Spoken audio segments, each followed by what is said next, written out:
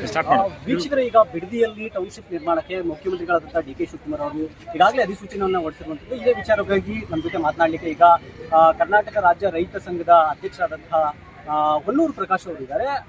ಈ ಒಂದು ವಿಚಾರಕ್ಕೆ ಸಂಬಂಧಪಟ್ಟ ಹಾಗೆ ಹೆಚ್ಚಿನ ಒಂದು ಕಡೆಯಿಂದ ರೈತರನ್ನ ಕಿಚ್ಚೆಬ್ಬಿಸುವ ಜೊತೆಗೆ ಶಾಂತಿಯುತವಾಗಿ ಪ್ರತಿಭಟನೆ ಮಾಡೋದಕ್ಕೆ ಒಂದು ಮಾರ್ಗವನ್ನು ಕೊಟ್ಟಂತಹ ಹೊನ್ನೂರು ಪ್ರಕಾಶ್ ಅವ್ರನ್ನ ಮಾತಾಡ್ತಾ ಹೋಗ್ತಾನೆ.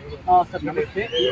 ಏನಪ್ಪಾ ಅಂತ ಹೇಳಿದ್ರೆ, ಈ ವಿಚಾರಕ್ಕೆ ಸಂಬಂಧಪಟ್ಟ ಹಾಗೆ ಈ ಸಿನಿಮಾ ನಿರ್ದೇಶಕರು, ಸಿನಿಮಾ ನಟರು ಸಿನಿಮಾಗಳನ್ನ ಮಾಡಿದಾಗ ನಾವು ರೈತರ ಪರ, ರೈತರಿಗೆ ಒಂದು ಸಂದೇಶ ಕೊಡ್ತೀವಿ ಅನ್ನುವಂತ ಮಾತುಗಳನ್ನ ಹೇಳ್ತಾರೆ.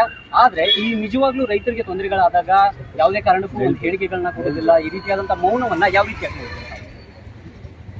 ಸರ್? ಗೊತ್ತು, ನಿಮ್ಗೆಲ್ಲ ನೋಡಿದ್ರೆ ರೈತರ ಪರವಾಗಿ ಯಾರು ಇರಲ್ಲ. ಎಲ್ಲರೂ ಆ ರೈತನ ಕಿತ್ಗಳನ್ನೇ ನೋಡ್ತಾರೆ. ಯಾಕಂದ್ರೆ ರೈತನೇ ಕೊಡೋನು, ಅವ ಒಗ್ಗಟ್ಟಿಲ್ಲ, ಅವ ಅಸಂಘಟಿತ. ಹಾಗಾಗಿ ಎಲ್ಲರೂ ಸಿನಿಮಾ ಮಾಡ್ತಾ ಇದ್ರೆ ಹೊರತು ನಿಜ ಜೀವನದಲ್ಲಿ ರೈತನಿಗೆ ಯಾರು ಬೆಂಬಲ ಕೊಡಲ್ಲ. ಮಾಧ್ಯಮಗಳು ಜೊತೆಗೆ ನಾವು ರೈತರು ಇಬ್ರು, ನಿಮ್ದು ಹೋರಾಟ ನಮ್ದು ಹೋರಾಟನೇ.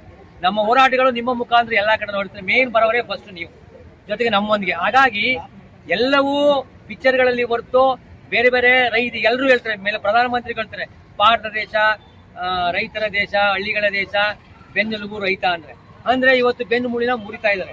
ಹಾಗಾಗಿ ಎಲ್ಲರೂ ಒಂದೊಂದ್ ಕಡೆಯಿಂದ ಅವ್ರಿಗೆ ಭೂಮಿ ಬೇಕು. ಎಷ್ಟೋ ಸಿನಿಮಾ ನಟರು ಇವತ್ತು ಭೂಮಿ ತಗೊಳಕ್ ಬರ್ತಾ ಇದಾರೆ. ಎಲ್ಲರೂ ಭೂಮಿ ಅಲ್ಲಿ ಬರ್ತಾ ಇದಾರೆ. ಈ ವಿಷಯನ ಯಾರು ಎತ್ತಲ್ಲ. ಅವ್ರಿಗೆ ಗೊತ್ತು ಭೂಮಿಯ ಬೆಲೆ ಎಷ್ಟಿದೆ ಏನಂತ.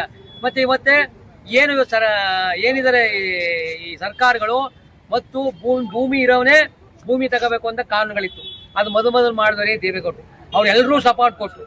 ಜೊತೆಗೆ ನೆಕ್ಸ್ಟ್ ಬಿಜೆಪಿ ಸರ್ಕಾರ ಮಾಡ್ತಾ ಇದೆ.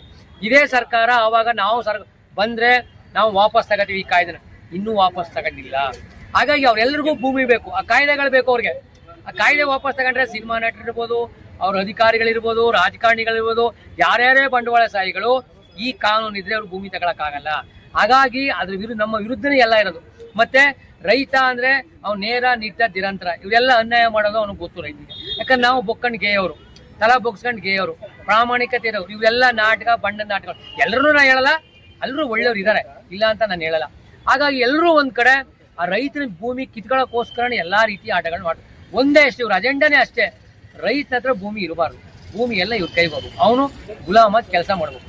ಹಾಗಾಗಿ ಈ ಕಾನೂನುಗಳಿಗೆ ಇದಕ್ಕೆಲ್ಲ ಯಾರು ಹೋರಾಟ ಮಾಡಕ್ ಬರಲ್ಲ, ಯಾರು ರೈತನಿಗೆ ಬೆಂಬಲವಾಗಿ ನಿಂತ್ಕೊಳ್ಳಲ್ಲ. ಮತ್ತೆ ಆ ರೈತನ ಕಷ್ಟ ಅಂದಾಗಲೇ ಒಂದು ಕಬ್ಬಿಣ ಕಡಲೆ ಅಂತ ತಿಳ್ಕೊಂಡಿದ್ದಾರೆ. ಹಾಗಾಗಿ 1 ಎಕರೆ ಇದ್ರೆ ಎಷ್ಟು ಸಮೃದ್ಧವಾಗಿ ಬೆಳೀತಾನೆ ಅನ್ನೋದೆಲ್ಲ ಅವ್ರಿಗೆ ಗೊತ್ತು, ನಮಗೆ ಗೊತ್ತಿಲ್ಲ. ಹಾಗಾಗಿ ಒಂದು ನಾಟಕದ ರೀತಿ ಎಲ್ಲ ಆಡ್ತಾ ಇದ್ದಾರೆ. Thank you so much.